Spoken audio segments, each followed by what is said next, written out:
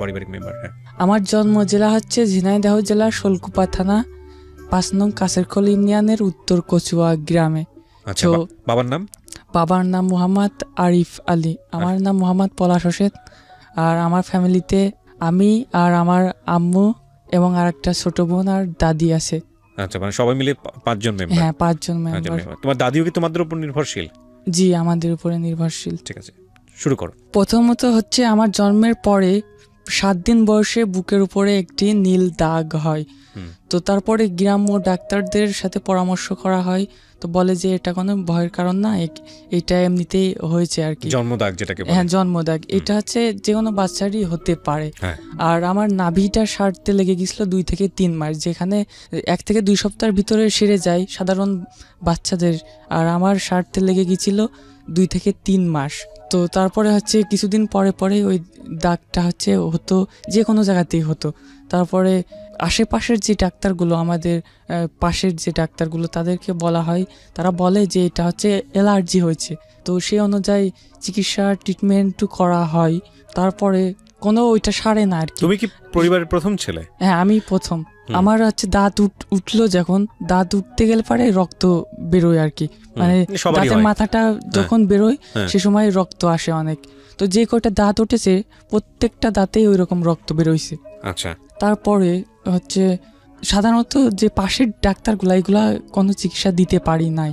আমাদের থানা পর্যায়ে যে ডাক্তারগুলো আছে তাদের কাছে নিয়ে এ বিষয়ে পরামর্শ করা হলে পারে তারা হচ্ছে উল্টাপাল্টা অ্যালার্জির চিকিৎসা দেয়, যে এরকম উল্টাপাল্টা চিকিৎসা দেয়, কোনোই কাজ হয় না।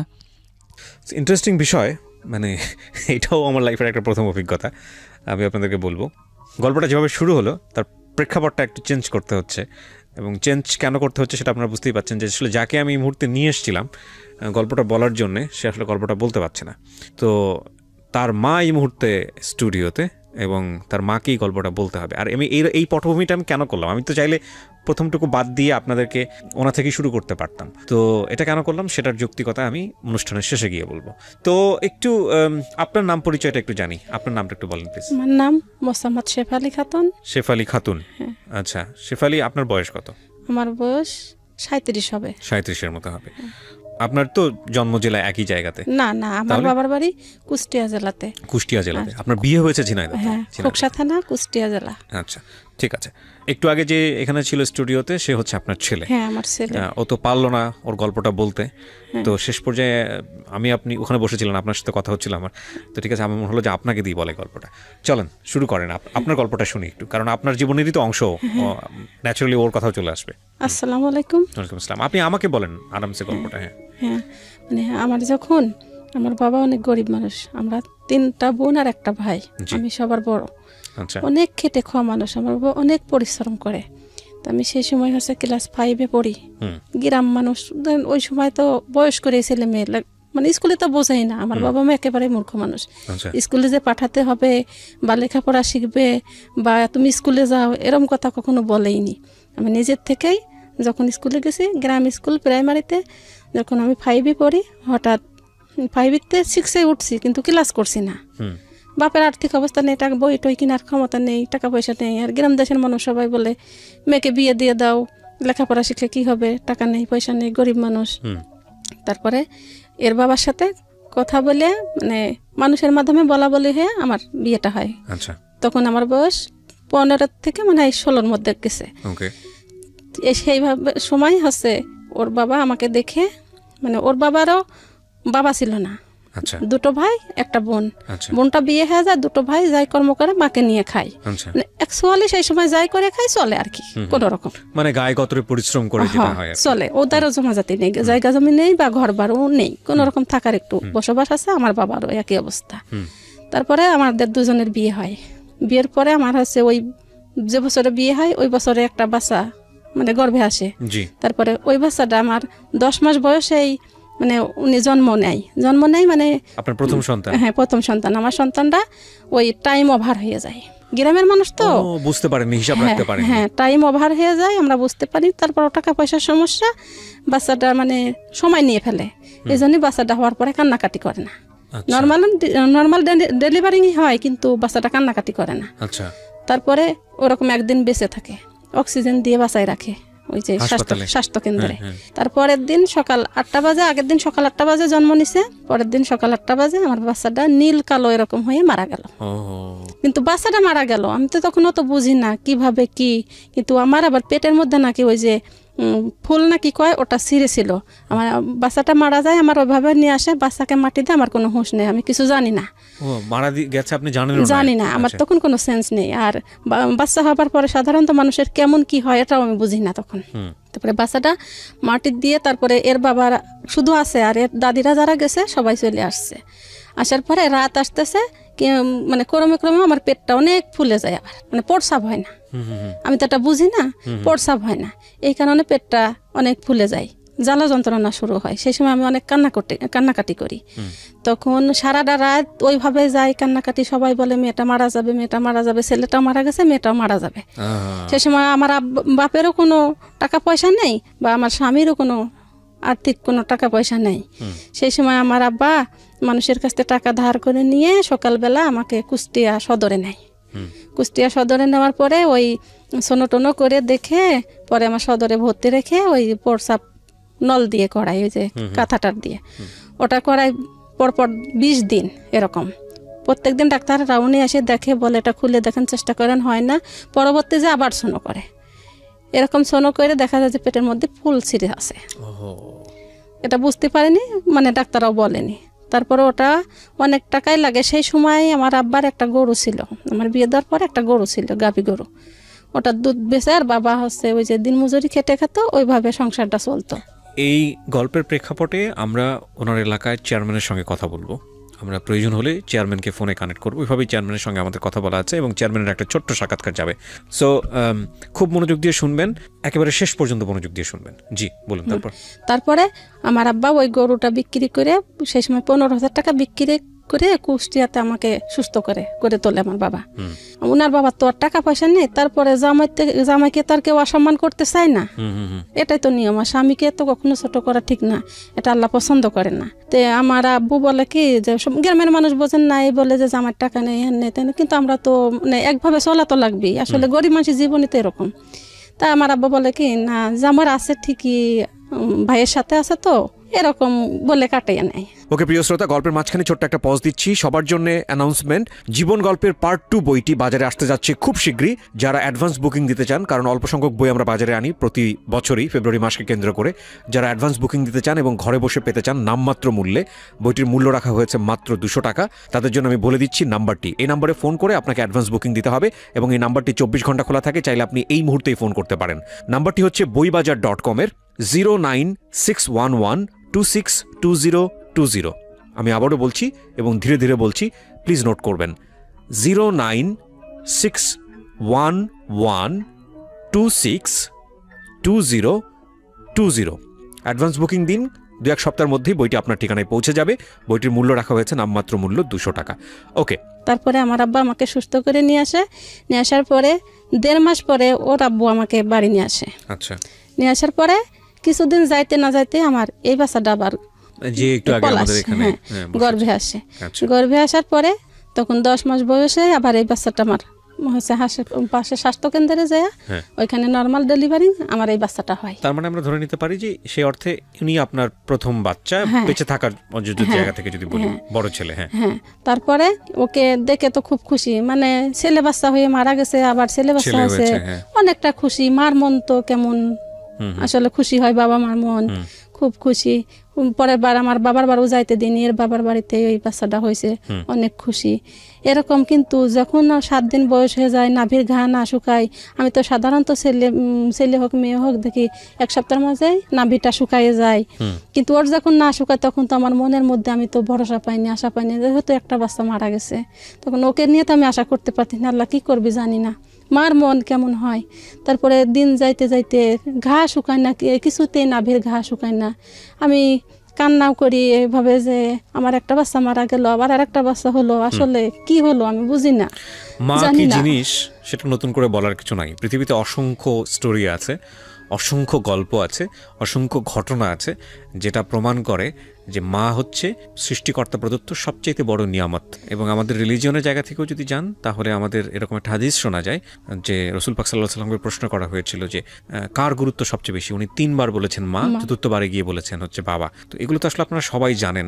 আজকের স্টোরিটাতে ওই জায়গাটাতেই মানে মায়ের জায়গাটার অন্যরকম একটা ভালোবাসা মানে মনে হয় যুক্ত হবে। একটু শেষ পর্যন্ত শোনেন, আমার মনে হয় যে কিছু একটা পাবেন আপনারা আর কি। যাই হোক, তারপরে আমার বাচ্চাটা মানে নাভির ঘাও শুকায় না, আবার হাত মানে একটু বয়স সেই সময় কিন্তু অনেক সুন্দর ছিল, অনেক বড় টড় হয়েছে। মানুষের কাছে যদি বয়স বলি সঠিক বয়স কেউ মানে না, কয় যে বেশি বয়স, অনেক সুন্দর, অনেক দেখতে, অনেক অল্প বয়সে বড় হয়ে যাচ্ছে আমার বাচ্চাটা। কিন্তু ওই যে কালো দাগ, ওই কালো দাগটা মানে ওই মানে 2 সপ্তাহ বয়সের মধ্যে বুকের উপর দেখে একটা নীল কালো দাগ, হালকা, ততটা বোঝা যায় না। কালো দাগটা আমি পাশের ডাক্তারদের দেখাই, বলে কেউ বলে কি যে টিটিনাস হতে যায় হয়নি, এটা ঠিক আছে, এটা সমস্যা নেই, এরকম বলে। তারপরে আমি হোমিও ওষুধ খাওয়াই, কিন্তু ওটা ওই জায়গার থেকে সেরে যাওয়ার পরে 3 মাস পরে যে নাভিটা শুকায়, ঘাটা সারে, আচ্ছা, তখন তারপরে ওই কালো দাগটা দেখা যাচ্ছে শরীরের যে কোনো জায়গায়, এক জায়গাতে সেরে যায় আরেক জায়গায় হয়, ক্রমে বড় হতে লাগলো। ছোটবেলায় প্রথম যেটা সেটা ছোট, তারপরে দেখি যেখানেই হয় এরকম চাকাটার মতো কালো শক্ত ওর ভিতরে, তখন কিন্তু জ্বালা যন্ত্রণা নেই। আচ্ছা, জ্বালা যন্ত্রণা নেই। ওই ডাক্তারের বললি পারে বলে যে ওই টিটিনাস হতে গেছিল বা ওর হচ্ছে ইঞ্জেকশন দেওয়া হয়নি, টিকা। না, আমি বলি যে না, ওর ঠিকঠাক মতো ওই টিকা দেওয়া আছে। তারপরে এরকম করতে করতে যখন 6-7 মাস বয়স হয় তখন ওকে হচ্ছে ওই নিচের একটা দাঁত আগে উঠে উপরকার ওই চেপাটার মধ্যে লাগে, কেটে যায়, কিন্তু রক্ত বন্ধ হয় না, ব্লাড বন্ধ হয় না, এরকম রক্ত যাইতেই থাকে। ওরকম কি করি, গরিব মানুষ, টাকা পয়সা নেই, কই নেব, ঢাকায় নেব বা কুষ্টিয়া নেব, এরকম কোনো আর্থিক সহযোগিতা নেই।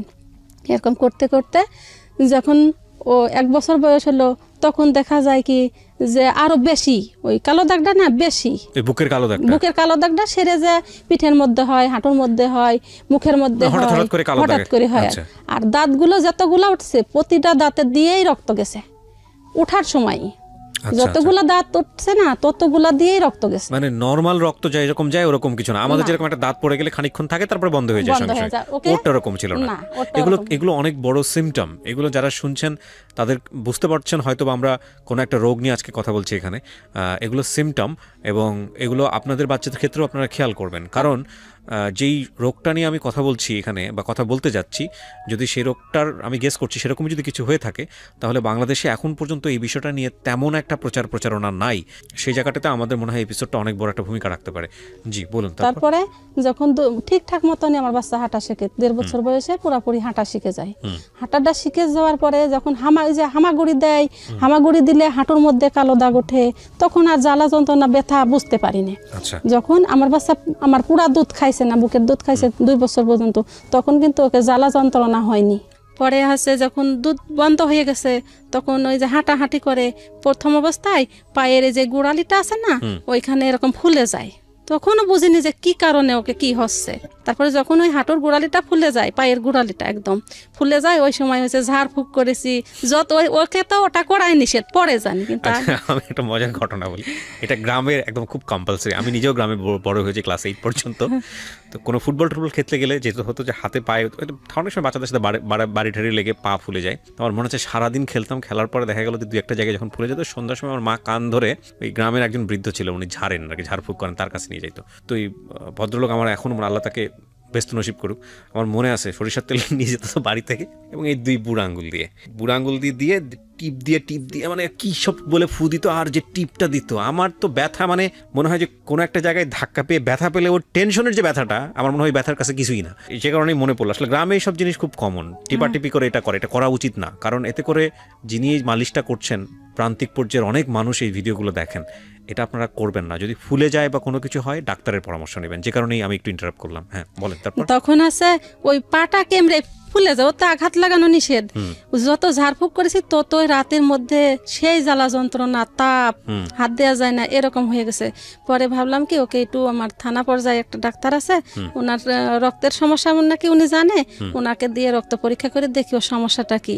ওইভাবে ওই ঝাড়ফুঁক করে ব্যথা বেশি ওই অবস্থায় নিয়ে গেলাম হচ্ছে থানা পর্যায়ে ডাক্তারের কাছে। নিয়ে যাওয়ার পরে উনি হচ্ছে রক্ত টেস্ট করলো, অনেক রকম করে বললো কি ওকে অ্যালার্জি, আর ওই যে কালো দাগটা আছে না ওটা দেখে বলে ওকে অ্যালার্জি, রক্ত অ্যালার্জি। রক্ত অ্যালার্জি? আচ্ছা। তখন ডাক্তার বলে কি অ্যালার্জি নাকি 80 প্রকার আছে, তো ওকে কোনটা হয়েছে, রক্ত অ্যালার্জি। তখন ওষুধ দিতে লাগলো, অ্যান্টিবায়োটিক ওষুধ খাওয়ায় কোনো পরিবর্তন দেখায় না। তারপরে ওই গিরাটা কিন্তু ওইভাবে সেরে গেল। সেরে যাওয়ার পরে আবার হাঁটুটা ফুলে গেল। পরে আবার ভাবি যে এই ডাক্তার মনে হয় ভালো না, রোগ ধরতে পারেনি, তাহলে আবার কিছু টাকা ধার কর্জ করে বা যে কোনো ভাবে হোক ওকে নিয়ে কুষ্টিয়াতে যাই। হ্যাঁ, কুষ্টিয়াতে গেছি, মানে ওই যে গরিব মানুষ বোঝেন না, মনে করি ক্লিনিক বুঝি ভালো ডাক্তার। ক্লিনিকের ডাক্তার যে রোগ ধরতে পারে না, তারপর রোগী ছাড়ে না। সরকারি ডাক্তার কিন্তু ছেড়ে দেয় যে আমরা পারলাম না। উনি বলে কি বাতের ব্যথা, উনি বলে বাত। পরে এরকম বাতের চিকিৎসা দিতে দিতে আমি বারবার বলছি আজকের এই ভিডিওটা খুব ইম্পর্টেন্ট। এই কারণে ইম্পর্টেন্ট যে আমি যে এই জিনিসটা নিয়ে বা রোগ বালাই নিয়ে কাজ করিনি তা কিন্তু না, আমি অনেক কাজ করেছি। কিন্তু আমি জানি আজকাল লোকজন ফেসবুকে, ইউটিউবে এইসব জিনিস দেখে। গ্রাম অঞ্চলে অনেকেই এখন পর্যন্ত জানে না যে কোন ধরনের রোগ নিয়ে আমাদের কত বড় সমস্যা হতে পারে এবং কী বিষয় নিয়ে আমরা কথা বলছি। সো সেই জায়গাটা থেকে আমি বলবো যে সন্তানকে ভালো রাখতে হলে, সুস্থ রাখতে হলে আজকের এই পুরো ভিডিওটা আপনাদের দেখতে হবে এবং এটা আপনার নিজের জন্যই দেখতে হবে। জি বলেন। তারপরে ওই বলে কি যে এটা বাদ করে ওষুধ খায় কিন্তু পরিবর্তন মনে বোঝে না। আবার দুই ভাই যা যতটুকু পরিশ্রম করে, আর একটা মা আছে কোনো রকম সংসারটা চালিয়ে 2-4 টাকা যা হয় দুই ভাই মিলে, এর কাকা ওকে খুব ভালোবাসে। আচ্ছা, মানে আপনার জামাই আর দেবর? হ্যাঁ, ওকে খুব ভালোবাসে। আমার ফ্যামিলিগত আবার সবাই ভালো, পুরো পরিবারের প্রথম ছেলে। আর ওদের ব্যবহারটা খুব ভালো, খুব সুন্দর। আল্লাহ না করুক ওদের জন্য জান্নাত তৈরি করে রাখে। তারপরে এরকম করতে করতে কমে না, এই হাঁটুটা ফুলতেই আছে। পরে আবার করলাম টাকা পয়সা আবার গুছাই নিয়ে, আর ওই যখন ব্যথাটা হয় না তখন ওর খানা দানা একদম বন্ধ। তখন 3 বছর বয়স। টাকা পয়সা গোছাতেন কিভাবে? আপনার জামাই কি করতো? আমার জামাইও দিন মজুরি, আবার হচ্ছে আমার দেবরও হচ্ছে ওই ছোটবেলা থেকে বাপ ছিল না, তো সেই ক্ষেত্রে ওই পাশে একজন ছাগলের গোশের ব্যবসা করে, ওই ছোটবেলা থেকে নাকি ওই তার পিছে পিছে ঘুরছে, বা ওই এখন পর্যন্ত সেই অবস্থায় আছে আমার দেবরটা। ওই গোশতের ব্যবসা করেন, এক ধরনের কসাই? হ্যাঁ, কসাই। ছাগল জবে করে গোশ বিক্রি করে, মানে আরেকজনের সাথে আমার দেবর থাকে আর কি, সহকারী হিসেবে থাকে। হ্যাঁ, থাকে। তাহলে বুঝেন এদের পয়সাটা কি পরিমাণ কম, মানে প্রান্তিক, মানে একদম প্রান্তিক পর্যায়ের প্রান্তিক।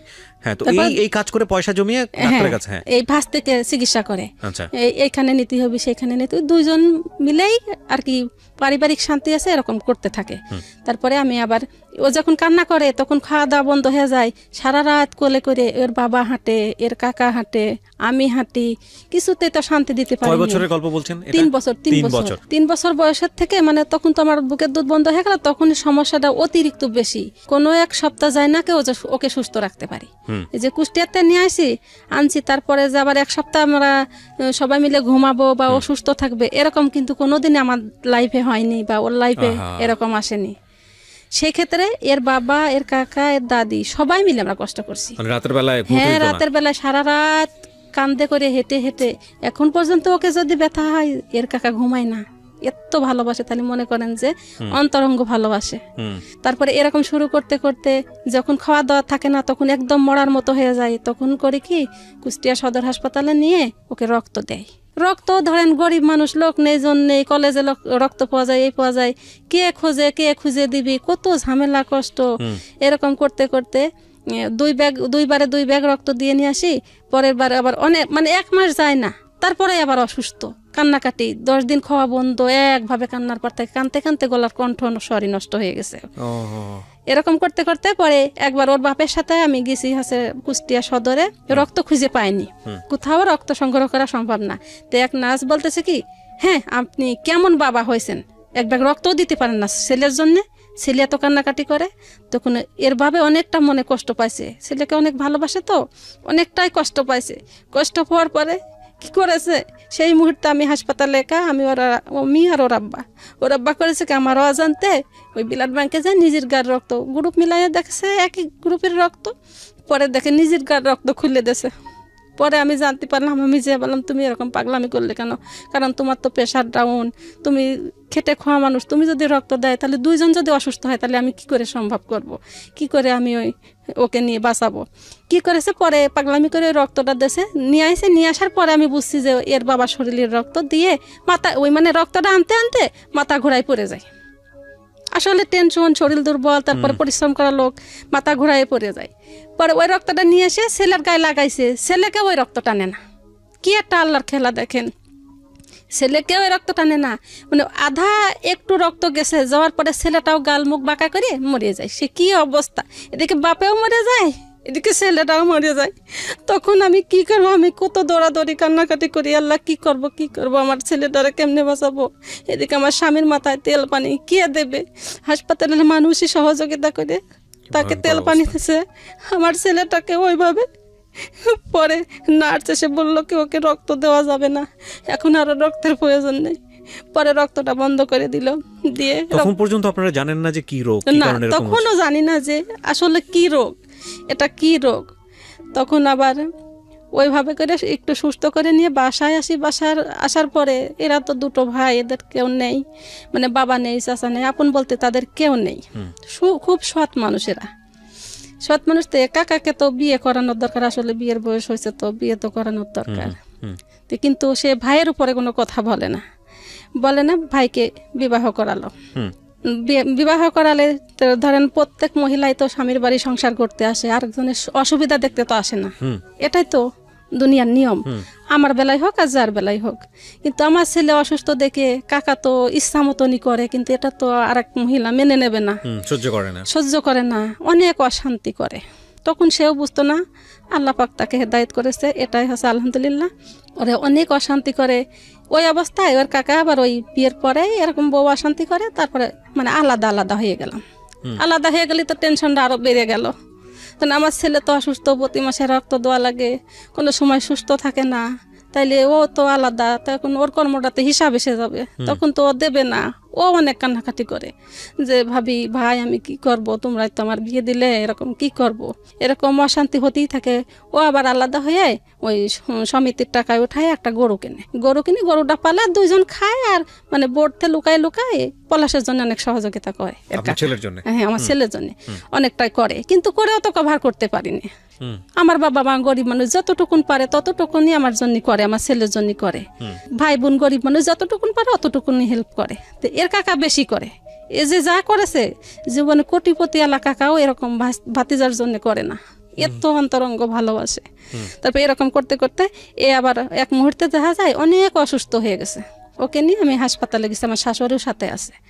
হাসপাতালে যায় মানে টাকা নেই, রক্ত দিতে হবে, ডাক্তাররা ঝাড়ি মারে, হ্যাঁ এক ব্যাগ রক্ত ম্যানেজ করতে পারেন না, বারবার এরকম করে আসেন, আপনি কে রক্ত ম্যানেজ করে দিবি। সেই সময় আমার কাছে টাকাও নেই। তো এর বাবা আবার হচ্ছে বাড়িতে ফোন করেছে কি যে ওর কাকার কাছে ফোন করেছে যে তুই আমার সুদের উপর করে টাকা নিয়ে দিয়ে যা হাসপাতালে এসে, আমার ছেলে তো অসুস্থ। তো ওর কাকা আবার করেছে কি ওই তার কাছে সুদের টাকা নিয়ে আসে বউকে আবার কয়েছে কি যে হচ্ছে আমার ডিম কিনে আনছে, যে এই ডিমগুলো রান্না করে দাও আর এই টাকাগুলো দিয়ে আমি হাসপাতালে দিয়ে আসি গে। ওই সময় ওই মহিলা মানুষের মন খারাপ হয়েছে যে তার জন্য আমি কষ্ট করবো, এরকম তো স্বাভাবিক হতেই পারে। দেয়নি, না দিলে পারে কাকা করেছে কি সেই ডিমগুলো নিয়ে দোকানে ফেরত দিয়েছে, ফেরত দিয়ে ওই টাকা দিয়ে বিষ কিনেছে। কি বলেন? বিষ কিনেছে, বিষ কিনে যায় বিষ খাইছে, বিষ খেয়ে সে তো মারাই যায়। কি এক কাহিনী, আর ছেলেকে অধিক রক্ত পাই না, টেনশন, কি কাহিনী করে আমরা বেঁচে আছি, কিভাবে এতটা বছর বেঁচে আছি একমাত্র আল্লাহ ছাড়া কেউ জানে না। বিষ খাওয়ার পরে কি হলো? বিষ খাওয়ার পরে ওই মানুষ ঠিক পায়ে, আমরা তো হাসপাতালে আছি সবাই, ওরা পর্যন্ত সবাই হাসপাতালে। পরে ওই আশেপাশের মানুষ সবাই মিলে ওকে বিষটা উঠায়, ওই যে গ্রাম দেশে নল দিয়ে বিষটা উঠানোর পরে আল্লাহর কি রহমত সুস্থ হয়ে যায়, ভালো হয়ে যায়। ভালো হয়ে যাওয়ার পরে ওই কারণটা দেখে আমার যা মানে এর যে কাকি অনেক ভালো হয়ে গেল, তাকে অনেক মানে বুদ্ধি এসে গেল যে আমি এরকম অশান্তি করবো না, একজন অসুস্থ ছেলে, ওকে তো কোনো আশা ভরসা নেই, তো ওর জন্য একটু করে বলে আমি এরকম অশান্তি আর করবো না। আল্লাহর রহমতে সে থেকে ভালো হয়ে গেল। কিন্তু ভালো হয়ে আমার এই দেবর যথেষ্ট করে, কিন্তু আমি কুলাইতে পারিনি, এত ব্যয়বহুল খরচ। এরকম আস্তে আস্তে কষ্টের সাথেই যখন 6 বছর বয়স হয়, সেই 6 বছর বয়সের সময় ওকে আমার গ্রামের পাশে একজন বড়লোক মানুষ আছে, ওনার কাছে নিয়ে গেলাম যে আমার ছেলেটার তো এরকম সমস্যা, কি রোগ আজ পর্যন্ত ধরাই পড়েনি, তো ওকে একটু ঢাকা নিতে আসে, আপনি যদি হেল্প করেন। 6 বছর বয়স ওকে আমি নিতে পারি ঢাকাতে। তো উনি বলল কি যে তাহলে কিছু টাকা গোছাও, তারপরে আমি লোকের মারফতে পাঠিয়ে দেব। সেই সময় হচ্ছে কিস্তির টাকা উঠালাম, 10,000 বুঝি উঠাইয়া তার কাছে বললাম যে এরকম 10,000 টাকা আমি ম্যানেজ করতে পারেছি, আমার ছেলেকে ঢাকায় নিয়ে দেখতে চাই যে কি রোগ আসলে। প্রিয় শ্রোতা, জীবন গল্পের এখন পর্যন্ত সেরা কয়েকটি গল্প এবং রেডিওতে অপ্রকাশিত একটি গল্প, একটি বিশেষ গল্প নিয়ে এবারের বই প্রকাশ হতে যাচ্ছে জীবন গল্প পার্ট 2। যারা এই বইটি ঘরে বসেই সংগ্রহ করতে চান, কারণ অল্প সংখ্যক বই বাজারে আনা হয় প্রতি বছরই ফেব্রুয়ারি মেলাকে কেন্দ্র করে, বইমেলাকে কেন্দ্র করে, তারা ফোন দেবেন এই নাম্বারে। নাম্বারটি হচ্ছে boibajar.com-এর এবং নাম্বারটি হচ্ছে 09611262020। আমি আবারও বলছি 09611262020। এই নাম্বারটিতে ফোন দিন। বইয়ের মূল্য রাখা হয়েছে সর্বসাকুল্যে 200 টাকা মাত্র। ওকে, যেখানটা আমরা ছিলাম। তারপরে উনি হচ্ছে ওনার খালাতো ভাই ওই ঢাকা গ্লাসকো হাসপাতালে, উনি বড়লোক মানুষ তো, ওনার খালাতো ভাই থাকে, তার কাছে ফোন দিয়ে ঢাকা শিশু হাসপাতালে আমাকে পাঠায়, এই যে মিরপুরে। ওইখানে পাঠানোর পরে আল্লাহর কি খেলা বুঝি না, যে একটা রোগেও তো পাবো যে এরকম আমার ছেলের এই রোগের রোগ আর একটা তো আমার চোখের সামনে বাঁধবে, তাহলে তো আমি বিশ্বাস করি যে না এটা রোগ বুঝি আরও মানুষের আছে। তখন আমার এই ধারণাটা আসেনি, কারণ কাউকে দেখিনি। তখন ওইখান থেকে সিওমএসে রক্ত পাঠাতে বললো, নিয়ে যা রক্ত পাঠায় ওই পরীক্ষা নিয়ে আসলাম, কয় হিমোফিলিয়া। সিওমএসে হিমোফিলিয়া যে নাম, এটা কোনোদিনও শুনিনি, বা কি রোগ এটা বুঝিনি, এর বিষয় কিছুই জানিনি। ওইখান থেকে সিওমএসের থেকে ওই হাসপাতালে নিয়ে আলি, 2 ব্যাগ প্লাজমা দিল সেই সময়। এটা মাথায় রাখবেন, 6 বছর বয়সে ধরা পড়েছে।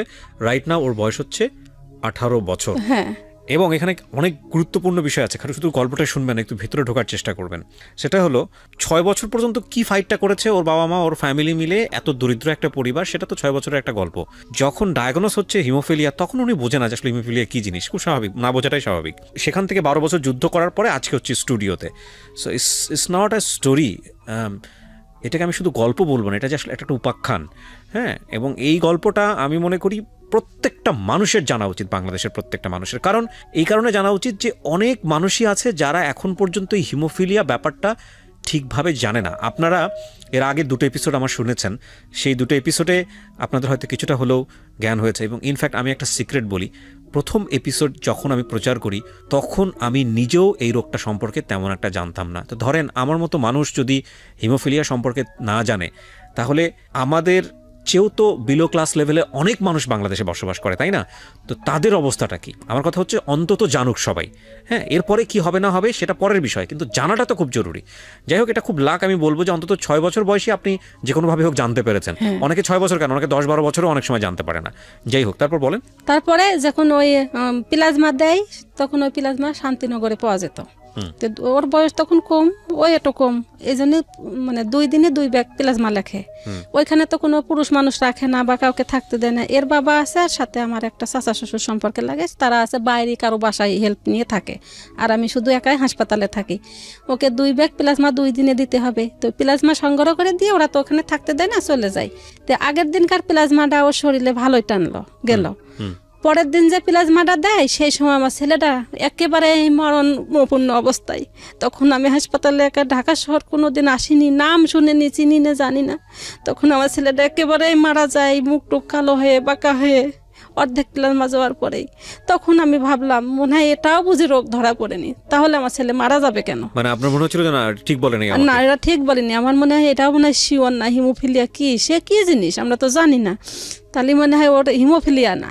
ওই তখন ওই ডাক্তাররা, নার্সরা এসে ওর রক্ত বন্ধ করে দেয়। ওকে আবার কিছুক্ষণ পরে একটু সুস্থ দেখা যায়, কিন্তু ওই রক্তটা আর কাজে আসে না, ওই যে সাদা ফ্রেশ ব্লাড যেটা। তখন যে সাদা ব্লাড কারে কয় তখন জানতাম না, বা ওটার নাম বলতেও জানতাম না। তখন হিমোফিলিয়াদের দিতে হয় এটা জানতাম না। এরকম করার পরে একটু সুস্থ করে নিয়ে 1 সপ্তাহ থাকার পরে আমরা আবার দেশে ফিরে যাই। আর ওই জায়গা থেকে ডাক্তার বললো কি যে ওকে 21 দিন পর পর নিয়মিত এই সাদা রক্ত 1 ব্যাগ করে দিতে হবে।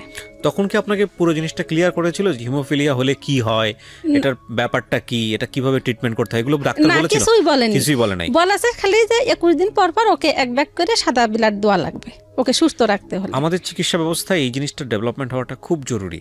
যে কোনো ডাক্তার যে কোনো জায়গাটাতে, আমি আমার লাইফে বেশ কটা ডাক্তার পেয়েছিলাম, আমি তাদেরকে এভাবে মেনশন করব না, যারা আমি দেখেছি রোগীকে ওষুধ দেওয়ার চেয়ে কাউন্সিলিং করতে বেশি পছন্দ করেন, হুইচ ইজ ভেরি গুড। আমি এটা সাপোর্ট করি। মানে কোনো একটা অসুখ হলে কি অসুখ সেটা ধরা পড়লে এটার রকম ইম্প্যাক্ট কি, এগুলো খুব ভালো করে বোঝানো উচিত। হ্যাঁ, আমাদের মতো মানুষরা এখন গুগলে গিয়ে সার্চ করলেই এটা জানতে পারে, এটা ঠিক আছে, কিন্তু এই শ্রেণীর মানুষ যারা আজকে আমার অনুষ্ঠানে বসে আছে, এরা তো বাংলাদেশে খুব লিডিং ক্লাস পিপল। তো এদের কিন্তু এখন পর্যন্ত ইন্টারনেট অ্যাক্সেস পায় না। ইন্টারনেট অ্যাক্সেস পাইলেই কি, লেখাপড়া তো সেই জায়গাটা নাই। তো সেই জায়গাটা থেকে এরকম মানুষের তো জানার কথা না যে হিমোফিলিয়া হলে কি হয়। তো অ্যাটলিস্ট ওই জায়গাটায় 5টা মিনিট সময় ব্যয় করে আমার মনে হয় ডক্টরদের এটা একটু এনশিওর করা উচিত যে না, যে কোনো রোগ ধরা পড়লে সেটার সম্পর্কে বিস্তারিত বর্ণনা, যে এটা হলে এরকম হয়, এটা হলে এরকম হয়। মানে প্রাথমিক পর্যায়ে আপনাদেরকে এরকম একটা প্রস্তুতি নিতে হবে। বলেন তারপরে মানে ওই বইটার মধ্যে লিখে দেয় ওকে ধমক দিয়ে কথা বলানো যাবে না, ওকে মারধর করা যাবে না, ওকে আঘাত দেওয়া যাবে না, মানে এরকম বলে দেয়। বলার পরে ওই 6 বছরের পরেই তো আবার দাঁত পড়া শুরু হয়। প্রথমে একটা দাঁত মানে ওরে লড়ার পরে আমি ওই থানা পর্যায়ে আমি বলি কি ওর দাঁত আমি এমনি ফেলবো না, ওকে ডাক্তার দিয়ে ফেলাই, দেখি কি হয়, প্রথম রেজাল্ট কি আসে। পরে ওই দাঁতটা আমি থানা পর্যায়ে ডাক্তারের কাছে নিয়ে ফেলে দেয়, মানে ওষুধ দিয়ে দেয়, কোনো কাজে আসে না। মানে বলতে গেলে কান্না আসে যে সে মা হয়ে যে সন্তানের রক্ত জীবন ভরা কত দেখলাম আর কত শুনলাম, এটা আল্লাহ যেন কাউকে না করে। এত কষ্ট, একটা দাঁত উঠানোর পরে কত রক্ত গেছে এর কোনো হিসাব নাই। 7 দিন 10 দিন যাতেই আছে। আর সেই সময় ওই যে রক্তটা ছোট বয়স গালের মধ্যে থাকে, গিলে ফেলে, বাথরুমটা কালা হয়, অনেক কালা হয়, খানা দানা বন্ধ, কিন্তু বাথরুমটা কালো। গ্রাম দেশের মানুষ বলে ক্যান্সার হয়েছে, ওকে বাঁচানো যাবে না, ও ছোঁয়াছুঁই রোগ, ওকে আমার বাড়িতে আসতে দেওয়া যাবে না, ওর কিছু খাওয়া যাবে না। আসলে এরকম না, রোগটা এরকম। চিন্তা করেন অবস্থা, এটা তো গ্রামাঞ্চলে আরেকটা বড় সমস্যা। এরকম হতে হতে তখন আর দেশে ফিরে যায়, ওর বাবা বলে কি রোগ ধরা পড়েনি, ওর ডাক্তার কয়েছে ওটা মনে হয় ঠিক না। আসলে যে দেখিনি, আর একটা যদি দেখতাম আসলে অবশ্যই জ্ঞান অর্জন করতে পারতাম। এরকম যদি আরেকটা পেশেন্ট দেখতাম তাহলে হয়তো বুঝতাম যে আমি ভাবতাম কি এই রোগটা বুঝি আর দুনিয়ায় কাউকে হয়নি, শুধু আমার ছেলের বেলায় আল্লাহ দেশে। তখন এটা ভাবতাম। এরকম ভাবতে ভাবতে তখন ওর বাবা কয় কি টাকা পয়সা কোলাতে পারে না, ওই মাজারে নিয়ে যাবে, ওই পীরের বাড়ি নিয়ে যাবে, ওই ঝাড়াবি, এই করাবি সেই করাবি, ওই পানি পাড়া নিবি, ওই গাছতলা নিবি। দেখেন না গ্রামের মানুষ কত রকম করে। এরকম করতে করতে করতে করতে 10-12 বছর ধরে এরকমই। তখন ওর একটা হাঁটু বেঁকা ছিল, আর একটা হাঁটু একদম সুন্দরভাবে সোজা ছিল। একটা হাঁটু দিয়ে খোঁড়াই ছেলে পেলে মানুষ। তখন ওই কোনো রকম একটু স্কুলে দিতাম, ক্লাস 4 পর্যন্ত মাঝে মধ্যে নিয়ে গেছি, ক্লাস ঠিক মতো করতে পারিনি, পরীক্ষার সময় কোলে করে নিয়ে যা বসে আসি, নিয়ে আইসি, এরকম করতে করতে ওই ক্লাস 4 পর্যন্ত গেছে। তখন আবার ওই হাঁটু তো একটা হাঁটু ফুলতে আছে এরকম। আবার যখন ফলে কান্নাকাটি করে, খাওয়া দাওয়া বন্ধ হয়ে যায়, তখন আবার সুদের উপর টাকা করি, কিস্তির উপর টাকা করি, এরকম করে নিয়ে কুষ্টিয়া ডাক্তারের কাছে যাই, যে আবার পরীক্ষা নিরীক্ষা করাই, যে কি তখনও বলে বাত ওকে হাঁটু ফুলে এরকম হয়ে রয়েছে, আর অনেক তাপ, আর ওকে জোর করে ঠাসিয়ে ধরে এইরকম মোটা সিরিজ দিয়ে ওর ভিতর থেকে ক্যালসিয়াম টেনে বের করছে। ছেলে তো মনে হয় শেষ, আমি ভাবলাম মানে আমার ছেলে আর বাঁচবে না দুনিয়ায়। এরকম কষ্ট করে এর বাবা অনেক রাগা রাখছে ওই সিস্টারের উপরে। আমার বলে কি আমার মনে হচ্ছিল যে আমার ছেলে যাক, তবু আমি ওই নাচকে মারবো। আমি বলি না, ক্যালসিয়াম বের করছে কেন? যে বাতের ব্যথা। হ্যাঁ, বাতের ব্যথা। দেখেন, এই জন্যই বলি যে কতটা ইম্পর্টেন্ট এই ভিডিওটা দেখা আপনাদের জন্য। কারণ এমনও তো হতে পারে কারো পরিবারে এইরকম একটা ছেলে আছে, সে এখন পর্যন্ত জানে না যে এই রোগটা আসলে কি। এবং এই জন্যই বলছি পুরোটুকু ভালো করে দেখেন। আল্লাহ মাফ করুক আমাদের সবাইকে, এরকম অসুখ না দিক, কিন্তু সঠিক জ্ঞান থাকার জন্য এই ভিডিওটা খুব জরুরি, খুবই জরুরি। জি বলেন। তারপরে এরকম করে ডাক্তারে বের করে দেয়, কিন্তু হাঁটুটা তো আরো ফুলে, মনে হয় কি ফেটে যাবে। তখন ওই হাঁটুটা ওই যে একবার গেল নষ্ট হয়, ওটা আর নিয়ন্ত্রণে কিছুতেই আসে না। তো কোনো রকম যখন ব্যথা না থাকে তখন একটু টুকায়ে 1 পায়ে 2 পায়ে বেরোলে আবার বেশি শুরু হয়ে যায়। বলছি না, আমার জীবনে কোনোদিন ওকে সুস্থ 1 সপ্তাহ কেমন ঘুম আমরা আজ পর্যন্তও পারেনি। এতটা কষ্টের মাঝে জীবন যাপন করতেছি। এটা যার হয়েছে আসলে সেই জানে। কোনো একটা পরিবারে যদি ক্যান্সারের পেশেন্ট বোঝা যায় যে ডায়াগনোজ হয়ে গেছে ক্যান্সারের পেশেন্ট, হয়তো ডাক্তার বলে দেয় যে সর্বোচ্চ 1 বছর বাঁচবে বা 6 মাস বাঁচবে।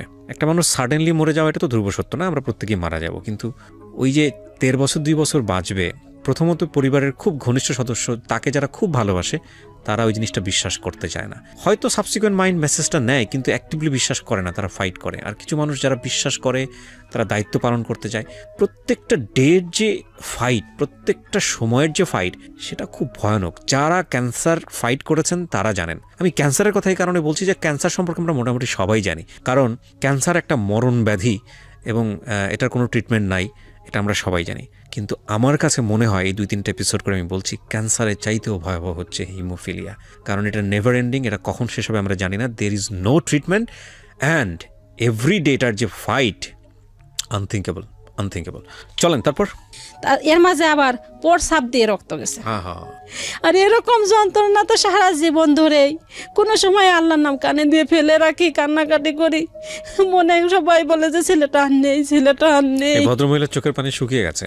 কারণটা হচ্ছে এই 18 বছরের জীবনে তিনি যত কেঁদেছেন, যত বেশি পরিমাণে ফাইট করেছেন, এভরিডে এভরি মোমেন্ট। এখনকার দিনের কথা যদি বলি, আমি আজকে খুব বেশি ইন্টারাপ্ট করছি, এই সময়ের কথা যদি বলি উনি কি করেন, এই জন্যই বললাম না যে আজকের এপিসোডটা আমাদের দেখতে হবে অনেকগুলো প্রেক্ষাপটে। একটা হচ্ছে মা কি জিনিস, আরেকটা হচ্ছে হিমোফিলিয়া কি জিনিস, এবং আরেকটা হচ্ছে আপনাদের একটা সুযোগ আছে, মারাত্মক একটা সুযোগ আছে, সেই সুযোগটাও আমি বলবো লাস্টের দিকে গিয়ে।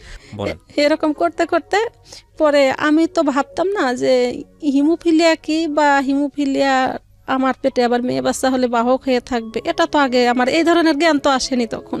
পীরের বাড়িটারই এইরকম অনেক জায়গায় ছাগল কিনে দিয়ে আসি, চাউল উঠাই দিয়ে আসি, মুরগি দিয়ে ওই চাউল দিয়ে আসি, মানে সব জায়গায়, কোনো জায়গায় মারতে পারিনি এলাকায়, কোনো জায়গায়। এরকম করতে করতে আমি ভাবি, হ্যাঁ মানত করি যে ওকে ভালো হবে, ও সুস্থ হবে, কিন্তু কিছুই হয় না, কোনো কাজ হয় না। এক হোমিও ডাক্তারের ওষুধ খায় 1 বছর, কিছুই হয় না পরিবর্তন। আবার এক হুজুরের কাছে যাই, কি গাছ গাছালির ফল ফলাদি দেয় যে এটা পানি খান, হেন খান, এরকম করি। 1 বছর যায়, 2 বছর যায়, যখন কাজ হয় না তখন বাদ দিয়ে দিই। আবার আরেকজনকে ধরি যে হয়তো ভালো হবে, বাঁচবে। এরকম করতে করতে 10 বছর বয়স হয়ে গেলে পরে মানে সবাই বলে যে একটা বাচ্চা নেন, এর বাবা তো রাজি হয় না। তখন আবার আমি ভাবলাম কি, মানে সবারই তো আশা থাকে যে ছেলেটা তো এরকমই হোক, আমার আল্লাহ যদি একটা মেয়ে দিত, তবুও মরণের সময় তো সবাই বলতো বা মেয়েটার কাছে আসতো যে একটা মেয়ে তো আছে, এরকম আশা করে আমি একটা বাচ্চা নেই। এর বাবা রাজি না, খালি ওই বাচ্চাটা পেটে আসার পরে ওর বাবাকে তো নষ্ট করে দাও, তুমি নষ্ট করে দাও, যে ছেলে হলে এরকম এক জ্বালায় বাঁচি নেই, আবার জ্বালা হবে, আবার জ্বালা হবে, আসলে এরকম হতেই তো পারে। আর অভাবী সংসার কে দেখবে, কি করবে, এরকম করতে করতে আমি বললাম যে না, আমার যেহেতু বাচ্চাটা এসে গেছে, আমি নষ্ট করব না, আমার একটা মেয়ে হোক, সুস্থ যদি মেয়েটা থাকে তাও তো মনের কাছে একটু ভালো লাগবে।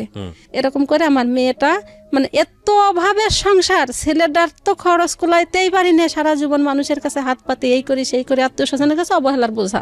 এরকম হতে হতে যখন বাচ্চাটা, তখন আমি নিজেই লজ্জিত যে আমি একটা বাচ্চা নিয়েই পারি না, আবার আমি এরকম আমার গর্ভে বাচ্চা আসলো, কি হবে, তাকে এখন গর্ভ অবস্থায় কত রকম যত্ন নেওয়া লাগে, কারণ আমি তো আসলে কোনো দায় করতে পারিনি। আমার মেয়েটা গর্ভে থাকতে আমি 2টো ভাতও পুরাপুরিভাবে খাইতে পারিনি। ছেলেটা নিয়ে তো অসুস্থ যে আমি পুরাপুরিভাবে পেট পুরে 2টো ভাত খাবো, এটাও আমি পাইনি। কোনো ডাক্তার দেখাইনি, কোনো সনও করেনি। শেষ মুহূর্তে আমার যখন বাচ্চাটা হবে সময়, সেই সময় আমার গরিব হলেও মানে সবাই আত্মীয় স্বজন ভালো আছে, খারাপ না, আমি কাউকে খারাপ বলবো না, কাউকে দায়ী করবো না। তা আমার খালা আছে পাশের গ্রাম, ছোট খালা, উনি আমার দেখতে এসে বলে কি, তুমি পলাশ তো এরকম আছেই, তো তুমি এরকম হয়েছে, ডাক্তার দেখাও নি? যে না, ডাক্তার দেখাবো, টাকা নেই, আমি তো নিজে খাইতেই পারি না, তারপর ডাক্তার দেখাবো কোত্থেকে? তো কয় যে তাহলে আমি পরের দিন আমার সাথে আসো, আমি মানে শোনো করে দেখি কি বাবু আছে, আর হচ্ছে ডাক্তারে কি বলে, তোমার তো টাইম হয়ে গেছে আসলে। টাকার জন্য ডাক্তারের কাছে যাইতে পারি না, ছেলেটা কান্নাকাটি করে, অসুস্থ, কোথাও গেলে তো অশান্তি আরো বাড়ে, মার মন অদেখা হলে তো আরো বাড়ে। এরকম করে আমার খালা বললো, আমি গেলাম, বলে শূন্য করে দেখে ডাক্তার বলে কি, এই মুহূর্তে এই বাচ্চার, এই মহিলা যদি সিজার না করেন বাচ্চাটা মারা যাবে, ওর পানি নেই। তখন তো টেনশন আরো বেড়ে গেল, কি করি, আমার তো একটা টাকাও নেই, আমার স্বামীরও 5টা টাকা খরচ করার মতন সামর্থ্য তখন ছিল না যে আমার জন্য খরচ করবে। তখন আমি কি বিপদের মধ্যে, আমি বাড়ি এসে অনেক কান্নাকাটি করি, খাওয়া দাওয়া বন্ধ করে দিছি। তখন আমার ওই খালা, মানে আল্লাহ পাকি বিপদের বন্ধু মিলাই দেয়, তখন আমার খালু আবার আমার খালার পাঠাইছে, যাও আমি ওকে ওর সিজার করতে যত টাকা পয়সা লাগে আমি দেবো। মানে আশেপাশের লোকজনের সহায়তায় আলটিমেটলি আপনার এই প্রবলেমটা সলভ হয়। তারপরে আমার খালা এসে বললি পরের দিন হাসপাতালে নিয়ে যাই, সদর হাসপাতালে। গরিব মানুষ, ক্লিনিকে গেলে টাকা বেশি লাগবে, তখন আমি কী করি সদরে যাই। যদি নর্মাল ডেলিভারি হয় বা একটু কম খরচে হয়, যে কোনোভাবেই হয় না, পরে সিজার করা লাগে, পুরো টাকাটাই আমার খালু বহন করে। আচ্ছা, করে আমার বাচ্চা সুস্থ করে নিয়ে, আমাকে সুস্থ করে নিয়ে বাসায় ফিরে আসি। ফিরে আসার পরে আমার ছেলের ব্যথা হতেই থাকে, সিজারের মানুষ, ওকে ধরতে পারি না, কোলে নিতে পারে না, কতটা কষ্ট করে যে ওকে মানুষ করছি। কিন্তু 7টা দিন হাসপাতালে থেকে আমার চোখের পানি শুকায়নি। আমি আরেকটা বাচ্চার মুখ দেখতেছি, আমার অসহায় সন্তান কেমন আছে, কি হচ্ছে, কি খাচ্ছে, কে ওকে দেখতেছে, এই টেনশনে তো আমি পাগল হয়ে গেছি। বাবার টাকা পয়সা নেই, সিজার করলে তো অনেক টাকার ওষুধ লাগে, খাইতে হয়, কিন্তু কোনোটাই তো করতে পারে না। আল্লাহ না মাফ করুক, আমার আসলে 1 মাসের মধ্যেই আমি সুস্থ হয়ে গেলাম, মাশাআল্লাহ। আল্লাহ ভরসা। আর পুরো টাকাটাই আমার খালু আমাকে দিয়ে হেল্প করলো, বললো কি যদি কোনোদিন পারো দিও, না পারো না দিয়ে। তা সে ওই টাকাটা নেয়নি কোনোদিনই। এরকম করতে করতে ছেলেটা 12 বছর হইলো, ওই ক্লাস 4-এ তখনও যায়, একটু হাঁটতে পারে বা কোলে করে দিয়ে আসি। এর বাবার আবার এর মাঝে সমস্যা দেখা যায়, ওই দিনমজুরি মাঠে খাটতে খাটতে আরও টেনশন, এর মধ্যে হার্টের সমস্যা দেখা যায়, অস্থির হয়ে যায়, কখনো প্রেশার হাই হয়, কখনো ডাউন থাকে, রাস্তাঘাটের মধ্যে মাথা ঘুরে পড়ে যায়, মানুষের মাথায় পানি দেওয়া লাগে, এরকম হয়। তখন কয় কি আমার তো মাঠে কাজ করা আদৌ সম্ভব না, তা আমি এখন কি করতে পারি। আমি তখন বললাম কি, তাহলে তোমার টেনশন করার দরকার নেই, আমরা কিস্তির উপর টাকা উঠায় তোমার একটা অটো ভ্যান কিনে দিই, তাহলেও পরিশ্রম কম হবে। এরকম করে একটা কিস্তির উপর টাকা উঠায় একটা অটো ভ্যান কিনে দিই। কিন্তু সেই অটো ভ্যানটাও সে নিয়মিত চালাইতে পারে না অসুস্থর কারণে। আচ্ছা, যদি সকালে কিছু নাস্তা পানি করে যায়, বড় জোর 10টা কি 10:30 পর্যন্ত থাকে ওই রোডে, তার মধ্যে যে কয় টাকা ইনকাম আসে তারপরে বাড়ি আসবে, খাবে, আবার ঘুমাবে, থাকবে। পরে কোন রোডে গাড়ি চালায়? ওই যে ঝিনাইদহ জেলা শৈলকুপা থানা, শৈলকুপা। হ্যাঁ, শৈলকুপা। চিনবেন আপনারা, যেহেতু এই এপিসোডটা প্রচার হচ্ছে, ডেফিনেটলি ওনার ফ্যামিলিকে আপনারা সবাই চিনবেন। পুরো অ্যাড্রেসটাই আছে, আমি চেয়ারম্যানের সঙ্গে কথা বলবো, ওই এলাকার চেয়ারম্যান। আমি একটু পরে প্রয়োজন হলে তাকে ফোনে কানেক্ট করবো। জি। তারপরে ওরকম করে আবার যদি ভালো লাগে তে বিকালে যাইতে পারে, না লাগলে যাইতে পারে না। কিন্তু আমি ধরেন হিমোফিলিয়া তো তখন জানি, কিন্তু বুঝিনি, জ্ঞান আসেনি যে কী কারণে হয়েছে বা কীভাবে হয়েছে, তখন তো আর অত বুঝিনি। তখন ধরেন নিজের বাচ্চা যদি অসুস্থ হয়, সেই মহিলা কিন্তু স্বামীর কাছে সবসময় মুখ ছোট হয়ে থাকতে হয়, কারণ তখনও কিন্তু জানিনি যে এই রোগটা আমার কারণেই হয়েছে। আল্লাহ দেশে তো আসলে কেউ চায় না, রোগটা তো আল্লাহ দেওয়ানের মালিক, কিন্তু তারপরেও অনেকটা ছোট হয়ে থাকতে হয়। উচ্চস্বরে কিছু বলা যায় নাকি? আর যারা বলে তারা তো আসলে মানুষ না। যেভাবে কষ্ট দুঃখ ওটা সেও মেনে নেয় বা আমু মেনে নিই, একই রকম। আমরা অশান্তি কিছু করি না, ছেলেটার জন্যই তো অশান্তি। আবার যদি আমরা বাড়তি অশান্তি করি, এটা দিলে না, এটা পালাম না, এটা খালাম না, তাহলে তো আর বাস্তবতায় বেঁচে থাকা যায় না। এরকম করে 12 বছর পর্যন্ত ওকে মাঝে মাঝে বাবা দিয়ে আসে, এর দাদি নিয়ে যায়, বসে থাকে স্কুলে। এরকম করতে করতে ক্লাস 4 পর্যন্ত যায়। ক্লাস 4 পর্যন্ত যাওয়ার পরে ও আর হাঁটতে পারে না, এমন ব্লিডিং শুরু হয়, এই পাটা গেছে, তখন আবার এই পাটার মধ্যে ধরলো, মানে বাম পা তখন সম্পূর্ণ রকমের অকেজো, মানে ভর দিতে পারে না। না, হিমোফিলিয়ার চিকিৎসা একেবারেই বাদ। 12 বছর বয়সেও তখন কিন্তু এই পাটা কেবল শুরু হয়েছে। তখনও যদি জানতাম যে হিমোফিলিয়া কি চিকিৎসা দিতে হয়, তখন তো আসলে চেষ্টা করতাম, কিন্তু জানি না। তখন ওই যে কবিরাজ, এই কবিরাজ, সেই কবিরাজ, এই যেখানে কাল সেখানে, ওই জায়গা ছাগল কিনে দিলি ভালো হবে, এই মানুষের কাছ থেকে সহযোগিতার টাকা তুলে নিয়ে পীরের বাড়ি ছাগল কিনে দিয়েছি। কি করার, কিছু করার, পীরের বাড়িতে দিয়ে আসছি। আমার আবার ইসলাম ধর্ম পছন্দ হয়, আমি নামাজ কালাম পছন্দ করি, আমি ওটা মানতে চাইনি, মনের কাছে ভালো লাগেনি। তারপরেও যেহেতু সবাই বলে, মুরব্বীরা বলে, তখন তো অমান্য করা যায় না। এই ক্ষেত্রে আমি গেছি ওকে নিয়ে। পীরটির আমার আসলে পছন্দ হতো না, পরে ওর জন্য তরিকাও নিয়েছি, তরিকাও নিয়ে ফেলেছি, ছেলেকে ভালো করার জন্য তরিকাও নিয়ে ফেলেছি। কিন্তু তরিকা তো আমার পছন্দ। আমি তো যাই হোক এরকম করতে করতে যে 12-13 বছর যাই, দিন যায়, আরো পাটা বেশি ফুলে। আজকে ব্লিডিং হলে 10 দিন খায় না, এক কান্নার পর থাকে।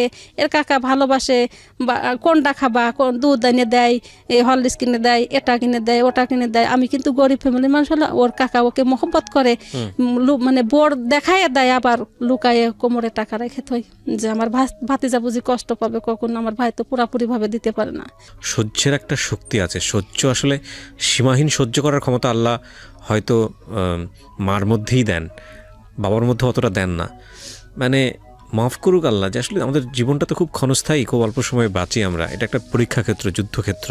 এই এপিসোডগুলো শুনে যখন মানুষ আমাকে রিপ্লাই দেন যে ভাইয়া কতটুকু উপকৃত হয়েছি জানি না, বাট কতটুকু শিখেছি তাও জানি না, বাট একটা জিনিস এখন অনুভব করি মনে প্রাণে, নিজের জীবনে যত হা হুতাশা ছিল, যত কষ্ট ছিল, দুঃখ ছিল, এগুলো শুনে ভুলে গেছি। কারণ আমার থেকেও যে মানুষ অনেক বেশি কষ্টে আছে, আমার থেকেও যে মানুষ অনেক বেশি ফাইট করছে, সেটা এই অনুষ্ঠানগুলো দেখলে বোঝা যায়। That's absolutely true.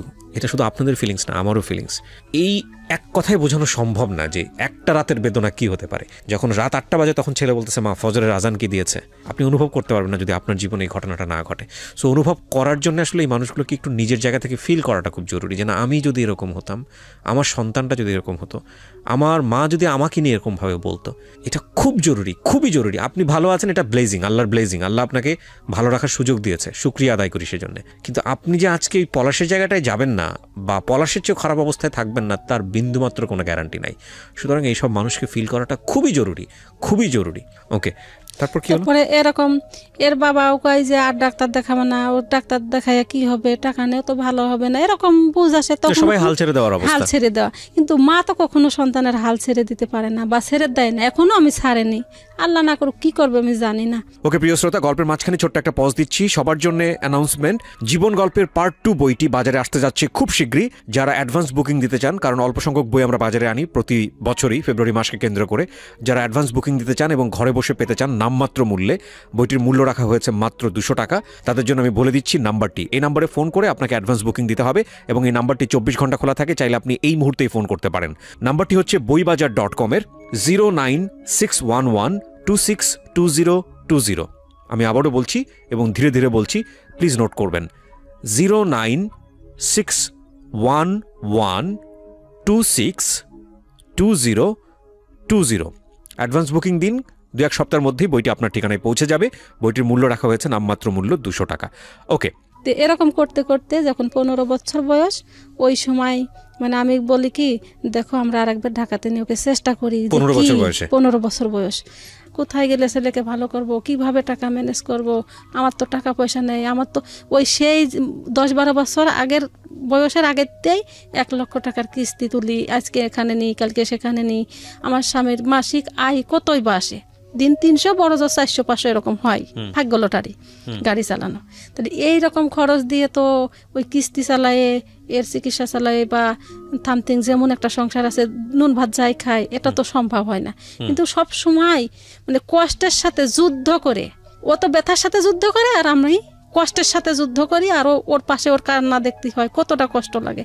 এরকম করতে করতে এক সময় আমার আরেক খালু, ছোট খালু তো মেয়ের বেলা উপকার করলো, আর মেজো খালুর বললাম কি খালু আপনি একবার একটু আমার হেল্প করেন না, আপনি তো আমার খালু আবার একটু লেখাপড়া জানে। তো বলতেছি আমি ঢাকায় যাব পলাশরে নিয়ে, আপনি একটু টাকা পয়সাও দেবেন বা আপনি আমার সাথেও থাকবেন, আমিও কিছু গুছাই আপনিও দিয়ে, এরকম আছে আমি ওর ঢাকায় নিয়ে দেখবো যে আমার খালুর আবার ছেলে চাকরি করে, গার্মেন্টসে চাকরি করে, মোহাম্মদপুর থাকে, তাহলে ওদের বাসায়ও থাকতে পারবো, আপনার সাথে গেলে পারে আমি ওর রোগ ডাকি দেখি, একবার এবার পিজিতে নিয়ে দেখি। তো পিজি হাসপাতালের বি ব্লকের এক ডাক্তার আছে দিদারুল ইসলাম নাম, আমার এলাকায়, কুষ্টিয়া জেলা, মানে ওই পান্টির পাশে বসে ওনার গ্রামে, উনি সপ্তাহে একদিন রোগী দেখে। তো ওনার কাছে একদিন গেলাম আমার খালুর সাথে করে, যে আসলে ও তো সেই সময় কিন্তু ফ্যাক্টর 8-এর কথা বলেছে, তখন ফ্যাক্টর 8। তো ওকে ডাক্তার বলেছে একবারে 10-12টা ফ্যাক্টর দিলে নাকি সুস্থ থাকবে। আমি এতটুকু নলেজ আমার আছে, তো আমি সবাইকে বললাম যে তোরা সবাই আমার একটা করে ইঞ্জেকশনের দাম দিতে হবে, আমার ভাইয়ের বললাম, আমার বোনের বললাম, আমার মামারে বললাম। তে আল্লাহ না করুক সবাই হচ্ছে কম বেশি 500 দিক 200 দিক সবাই দেওয়ার চেষ্টা করে বা দেয় বা দেশে ওই পর্যন্ত। এরকম বললি পারে, এরকম আমার মনে হয় 16,000 টাকা হয়। 16,000 টাকা হলে পারে আমি ওই টাকাটা আমার পাশে গ্রামের একজন আমার ওর বাপের চাচা লাগে, তার কাছে বললাম কি কাকা আপনি হচ্ছে ঢাকায় যাচ্ছেন, আমার ফ্যাক্টর 8 ইঞ্জেকশন কিনে এনে দেবেন তো, আমার ছেলের কুষ্টিয়ার থেকে পুশিং করাবো। তো কাকার কাছে টাকা জমা দিছি, কাকা আবার আসে সরওয়ার্দী হাসপাতালের সামনে কোন জায়গা জানি ফ্যাক্টর 8 ইঞ্জেকশন কিনতে দেছে, 4 দাম 8টার দাম হচ্ছে সেই সময় হচ্ছে 16,000 টাকা। জমা দেওয়ার পরে আমি আবার ওই মুহূর্তে পিজি হাসপাতালের ডাক্তারের কাছে নিয়ে গেছি আমার খালুর সঙ্গে করে। তো এদিক টাকা যে জমা দেওয়া হয়েছে এটা কিন্তু আমার নলেজ আছে। তারপরে ওই যখনই ওর কাগজপাতিগুলো দেখাইছি ওই দিদারুল ইসলামের, তখন বলতেছে কে আপনি ফ্যাক্টর 8 কিনতে দিয়েছেন কেন, ওকে তো ফ্যাক্টর 9 লাগে। এই মুহূর্তে তাড়াতাড়ি বন্ধ করেন, ওর যদি ফ্যাক্টর 8 পুশিং করেন ও কিন্তু মারা যাবে। আপনারা জানেন না, বুঝেন না, ঢাকাতে না নিয়ে এরকম করেন কি করতে। তখন তো আমার টেনশনটা আরো বেড়ে গেল যে আমি কি করবো, হায় আল্লাহ এত কষ্টের টাকা, আমি এত কষ্টের টাকা ইনজেকশন। তখন ওই কাকার কাছে ফোন দিলাম যে কাকা আপনি কি ওষুধ কিনে ফেলেছেন? তো বললো না, টাকা জমা দিয়ে দিছি। তো বলছি কোনোভাবে কি টাকাটা ঘুরাই নেওয়া যায় না? তো বলে আমি চেষ্টা করে দেখি। তারপরে ফোন দিয়ে বললো কি 15,000 টাকা দেবে তারা আর 1,000 টাকা। তো এটা হোক, আমার তো কত টাকা যাওয়ার রাস্তায় তো আমার এরকম করে টাকাটা ঘুরাইয়ে নিয়ে দিদারুল ইসলাম বলল কি ঢাকা পিজিতে আসে আমার সাথে দেখা করেন। উনি কিন্তু এই বিষয়ের ডাক্তার না, উনি হচ্ছে সার্জারি ডাক্তার, বিবলকে বসে। তো ওনার সাথে দেখা করে উনি আবার বলল আমি তো এলাকার মানুষ যেহেতু আমি তো এই বিষয়ের ডাক্তার না, তো আমি হচ্ছে ডি ব্লক 15 তলায় এক ডাক্তারের কাছে ফোন করে আমাকে ওইখানে পাঠানোর পরে ওই জায়গায় এসে আজিজুর রহমান এক ডাক্তার আছে হেমাটোলজি, ওনার দেখালাম। উনি দেখে বললে আপনার ছেলের ফ্যাক্টর 9, হিমোফিলিয়া বি। আর ওই সময় হিমোফিলিয়া পেশেন্ট আরো দেখতে পেলাম ওই প্রথম দেখতে পেলাম, ওই 15 বছর বয়সে। তখন হিমোফিলিয়া পেশেন্ট দেখতে পেলাম ওই 15 তলার উপরে, রক্ত প্লাজমা লেখেছে, প্লাজমা দিচ্ছি। সেই সময় দেখি অনেকগুলো হিমোফিলিয়ার পেশেন্ট। তখন আমার ভিতরে আসলো না এই রোগটা বুঝি খালি আমার ছেলের না, এখন তো দেখতেছি অনেক ফ্যামিলিতে আছে, তাহলে আরো বাদ বাকি বুঝি আছে। তো এরকম করে আমার খালাতো ভাইয়ের বাসায় প্রতিদিন যায় আর 2 ব্যাগ করে প্লাজমা দিই। প্লাজমা লাস্টের দিন দিয়ে চলে যাব। তখন সুসাইডের ঠিকানাও জানি না যে হিমোফিলিয়ার রোগী আছে বা সুসাইডি আছে, এখনো অনুমান আসেনি। সোসাইটি আছে। তারপরে ওই শেষের দিন দেখি যায় একটা ছেলে বাপের সাথে আইছে, বয়স মানে 18 বছর এরকম। তা হাঁটু ফোলা খুঁড়াই হাঁটতেছে। তাই আমি বলি বাবা যে হিমোফিলিয়া রোগ। তখন আমার অনুমানে আসলো যে হিমোফিলিয়া তো আরো আছে দেশে, আমার ছেলের না, আমার ছেলের তো আমরা উল্টা চিকিৎসা একেবারে, তখন কিন্তু একেবারে পঙ্গু হয়েই গেছে। তখন আরেকজন বলতেছে এর সুসাইডি আছে, আপনি জানেন না কি হিমোফিলিয়া সুসাইডি আছে? আমি বলছি না, আমি তো কিছু জানি না, হিমোফিলিয়া সম্পর্কে তো আমার তো কোনো ধারণাই নেই, সেই যে কি রোগ এটা তো জানি না। আর ডাক্তার বলে কি আপনার বংশে আছে, বংশগত রোগ, মামুদের থাকলে ভাগ্নেদের আসে। না আমরা তো কারোর পাইনি আসলে আমার মামাদের তো থাকলে আমরা জানতাম, বা আমার একটা ভাই আছে আল্লাহ রহমতে ভালোই আছে, আল্লাহ না করুক সুস্থ আছে, জানিনি বুঝবো কি করে যে হিমোফিলিয়া বংশগত রোগ মামুদের থাকলে আসে? না, কারোর বংশেই নেই আল্লাহ রহমতে। ইন্টারেস্টিং, এটা কিন্তু আসলে বংশগত জিনগত ব্যাপার আমরা যতদূর জানি, কিন্তু এখানে এটা পেলাম যে কারো বংশে না থাকার পরেও এটা হচ্ছে নতুন একটা তথ্য পেলাম আমি। যাই হোক, এটা ডাক্তাররাই ভালো বলতে পারবেন। ওকে, তারপরে ওই বললাম কি তাহলে হচ্ছে সুসাইডের ঠিকানা যদি আমার দিতেন তাহলে আমরা একটু উপকার পাতাম। আমরা তো দেখতেছেন আমার ছেলের কি অবস্থা। তখন ওই ছেলের বাবা বললো তাহলে একটা কাগজ কলম, তখন তো আমার কাছে কোনো কাগজ নেই, কলম নেই, কিসে লিখিতে নেবো? তো একটা নার্সের বললাম একটা কলম দেন আর একটু কাগজ দেন, আমরা একটা ঠিকানা লিখে নেব। তো তখন ওই নার্সটা দিল। তখন ওই কলাবাগান শুক্রবার তল্লাবাগ সনি হাউস, আমার ওই মানে সোসাইটির মেন স্যারের সভাপতি স্যারের বাসার উপরে তখন ছিল, এখন পান্তপাতা হয়েছে। তো ওই ঠিকানাটা লিখে দিলি পরে আমরা দেশে চলে গেলাম। দেশে চলে গেলে তাহলে কিভাবে সদস্য করাতে হবে, 1290 টাকা লাগে সদস্য, তারপরে জন্ম নিবন্ধন লাগে, আরো কাগজপাতি লাগে, এইগুলা দিয়ে আমার খালুর পাঠালাম। তখন ওই টাকাগুলোকে শেষ করে গেলাম, 15,000 টাকা শেষ করে গেলাম, আরো বাকি টাকা আরো আমার খালুর কাছে আরো 5,000 খরচ করে গেলাম। যে তারপরে 15 দিন পরে করলাম খালু আপনি আপনি তো সব জায়গা চিনেন জানেন, ওর আব্বার দ্বারাই তো সম্ভব না, তা আপনি ওর সদস্যটা করে আসেন। দেখি ইনজেকশন বলে পাওয়া যায়, সদস্য হওয়ার সাথে সাথে ইনজেকশন পাওয়া যায়, ফ্রি ইনজেকশন। তো ওটা নিয়ে আসে দেন। ও তো অনেক অসুস্থ, ব্যথায় কান্নাকাটি করে। তখন আমার খালু কথাটা মানলো, আবারও নিজের টাকা দিয়েই এসে সদস্য হয়ে 2টা ফ্যাক্টর নিয়ে যায় দিল। কিন্তু ওই ফ্যাক্টরটা যে কি ইনজেকশন, কিভাবে পুশিং করতে হবে, কিভাবে দিতে হবে, তখন আমরা মোটেও জানি না। তখন ওই সোসাইটির হাসনাতুর উনি ইনজেকশন বিতরণ করে, উনিও কিন্তু হিমোফিলিয়া পেশেন্ট।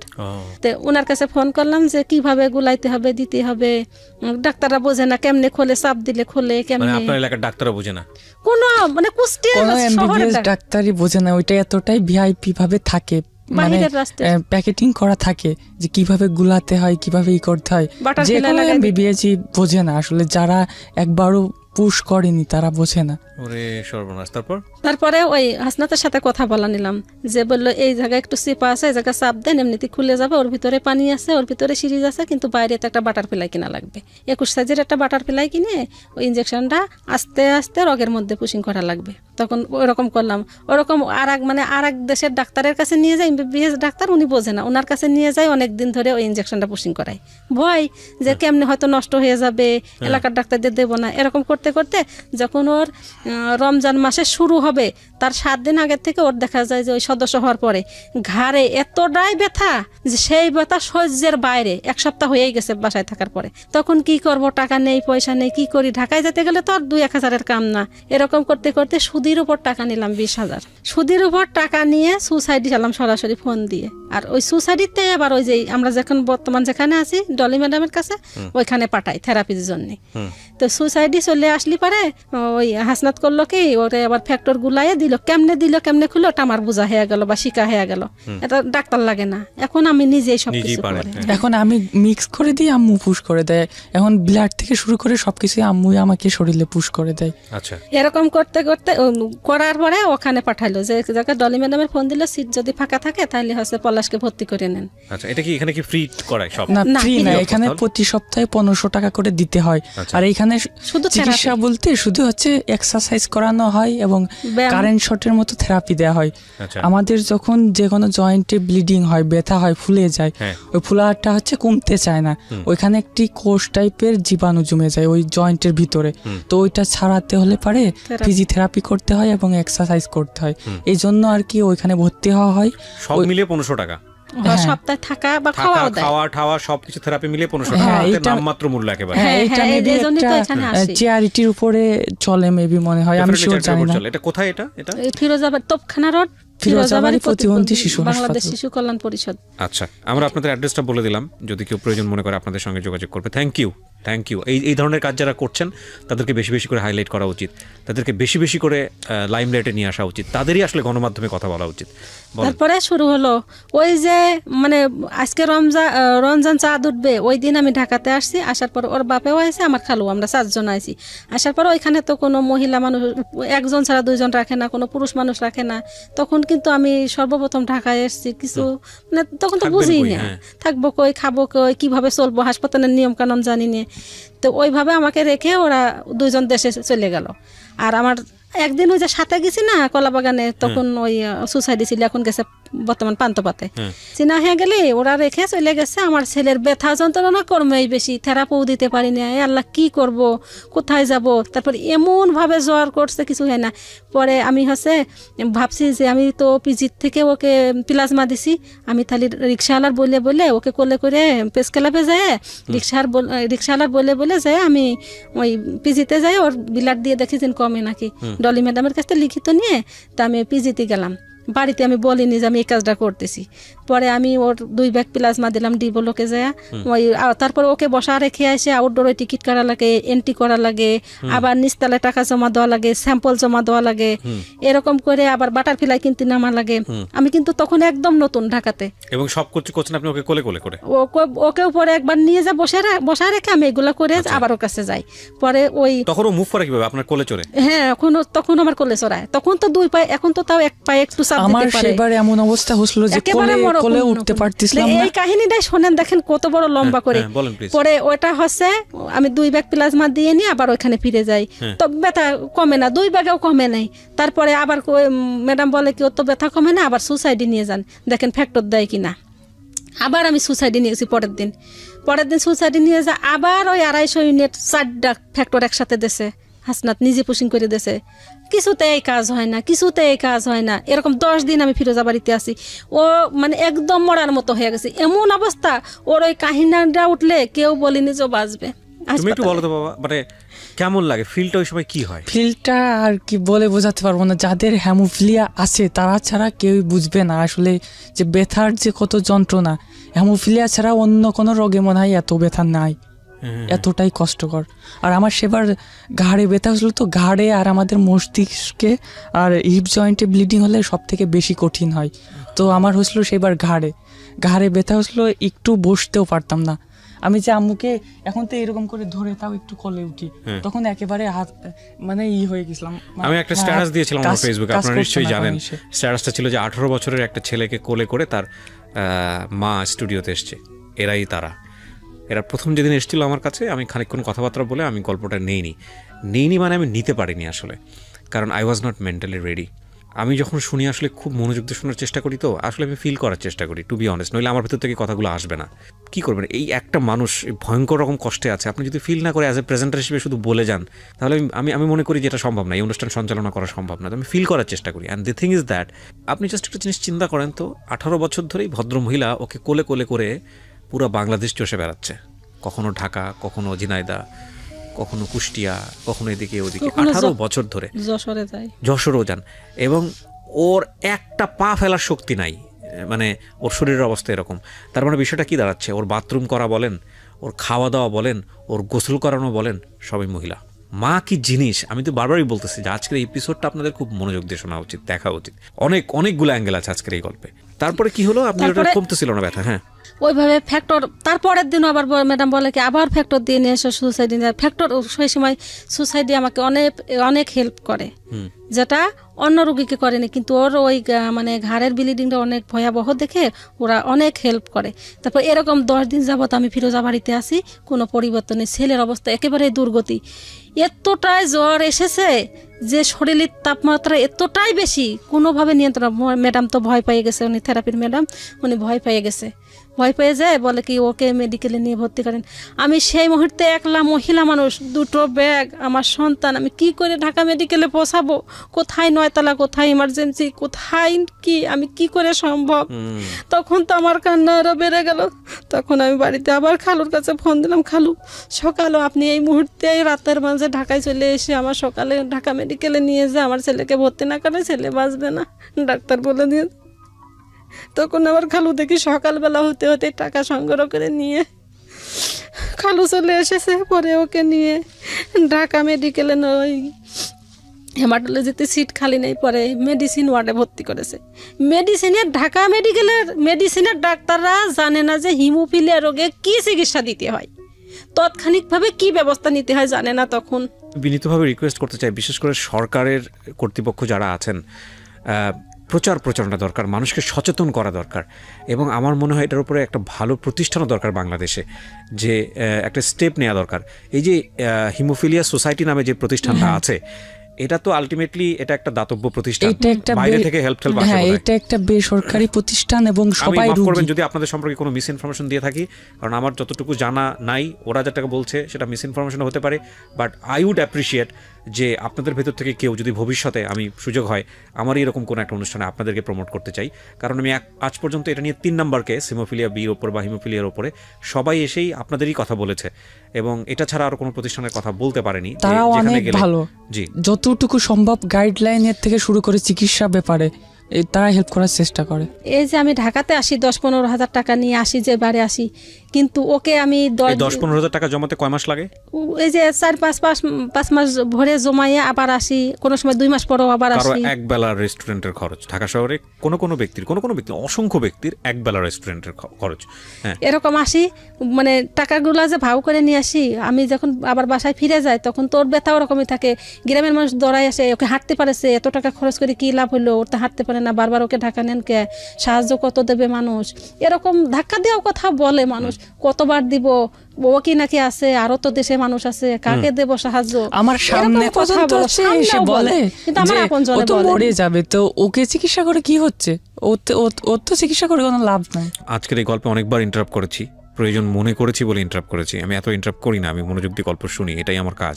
কিন্তু ইন্টারাপ্ট করেছি একটা কারণে, যে এই জায়গাগুলো আমরা স্কিপ করে যাব। আমি জানি যে আজকের এই গল্প শুনে সবাই হেল্প করবে না, আমি জানি যে সবার আর্থিক সহযোগিতা সেটা হবে না, কিছু মানুষ করবে, কিছু মানুষ দেখবে, কিছু মানুষ দেখবেও না, কিছু মানুষ স্কিপ করে যাবে, এটাই স্বাভাবিক। এই জায়গাটায় মানুষকে জোর করা যায় না।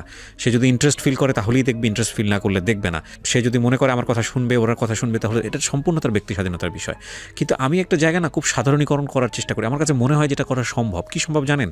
যে একটা মানুষ আপনার কাছে, আমি এই গল্পটা বাদ দেন, একটা মানুষ আপনার পাশে অসুস্থ, একটা মানুষ আপনার পাশে খুব বিপদগ্রস্ত, একটা মানুষ আপনার পাশে খুব বেশি নিড নিয়ে আছে কোনো একটা জিনিসের, ওই জায়গাটায় আমাদের খুব কমন পারসেপশনের জায়গা হচ্ছে যে কোনো একটা মানুষের পাশে দাঁড়ানো মানেই হচ্ছে অর্থনৈতিকভাবে তাকে সাহায্য করতে হবে, কোনো একটা মানুষের পাশে দাঁড়ানো মানেই হচ্ছে আমার পকেট থেকে কিছু খরচ হবে, কোনো একটা মানুষের পাশে দাঁড়ানো মানেই হচ্ছে যে নিশ্চয়ই সেখানে কিছু না কিছু ব্যাপার আছে যেটার সাথে ইকোনমি জড়িত। এইটা হচ্ছে একটা ভয়ানক রকমভাবে মিসকনসেপশন। কিচ্ছু করার দরকার নাই, জাস্ট একটা উইল রাখেন, গুড উইল, যে না ভাই তুমি বিপদগ্রস্ত, আমি তোমার সাথে আছি, with the name of almighty Allah, আমি তোমার সাথে আছি। এই যে সাথে আছিটা, এই সাথে আছিটা কখনো কখনো অর্থ দিয়ে সাহায্য করলে যে সাহায্য হয় তার চাইতে কয়েক কোটি গুণ বেশি হেল্প হতে পারে। আমাদের এই সাথে থাকার খুব দরকার, খুবই দরকার। হ্যাঁ, আজকে এখানে যে পলাশ, এই পলাশটা এসে যে গল্পটা বলে গেল, এরকম অনেক পলাশ বাংলাদেশে আছে যারা হয়তো এখানে আসতেও পারবে না, গল্প বলতে পারবে না, আপনার বাড়ির পাশেই আছে। এই পলাশদের সাথে আপনাকে থাকতে হবে, এইটা আপনার দায়িত্ব। এবং এটা এক ধরনের ওয়ান কাইন্ড অফ টেস্ট, মানে রিলিজিয়নের জায়গা থেকে ওয়ান কাইন্ড অফ টেস্ট এবং প্রকৃতিগতভাবে ওয়ান কাইন্ড অফ টেস্ট। কারণ আল্লাহ আপনাকে আজকে সুস্থ রেখেছে অসুস্থ মানুষগুলোকে আপনাকে কোনো না কোনোভাবে সহযোগিতা করার জন্যেই। কারণ আপনি যদি এদের পাশে না থাকেন তাহলে দিন শেষে গিয়ে আপনি যখন অসুস্থ হবেন তখন দেখবেন আপনি কাউকে পাচ্ছেন না। সো পাশে থাকাটা খুবই জরুরি। হ্যাঁ, তো তুমি, আমার মনে হয় যে তোমার এগুলো শুনতে শুনতে তুমি অভ্যস্ত হয়ে গেছো এবং এগুলা তোমাকে ওইভাবে এখন আমাকে আর করে না, বাট এটা বলা উচিত না, এটা করা উচিত না। হ্যাঁ, চলেন তারপর। কিন্তু আমি আর পলাশ বুঝি বা আমার ফ্যামিলি ভালো আছে, আমি কাউকে দায়ী দোষী করবো না। আসলে আল্লাহ পাক আমার রহমত নাজিল করেছে, এটাও আমার নেই। আপনার বাড়িতে কি কি আছে আমাকে একটু বলেন তো। আপনার হাজবেন্ড এখনো ভ্যান চালায়? হ্যাঁ। আচ্ছা, জমি জমা ঘর বাড়ির কি অবস্থা? ঘর বাড়ির অবস্থা বলতে মানে 20% জমি আছে শুধু বাড়ির, তা 2 ভাই, ওনার বাবারা 2 ভাই। তো ওই বড় ভাই, ওর ছোট কাকাটা আবার বিয়ে করার পরে ওই শ্বশুর বাড়িতে একটু অর্থ পায়ে একটা ওয়াল করে ঘর দিছে, আর আমার ঘরটা কাঁচা, টিনের বেড়া, টিনের বেড়া, মাটির ঘর, টিনের বেড়া মাটির হচ্ছে নিচে মাটি। হ্যাঁ, মাটি। এইভাবে জীবন যাপন। আচ্ছা, কিন্তু করব, আশা করব কোত্থেকে?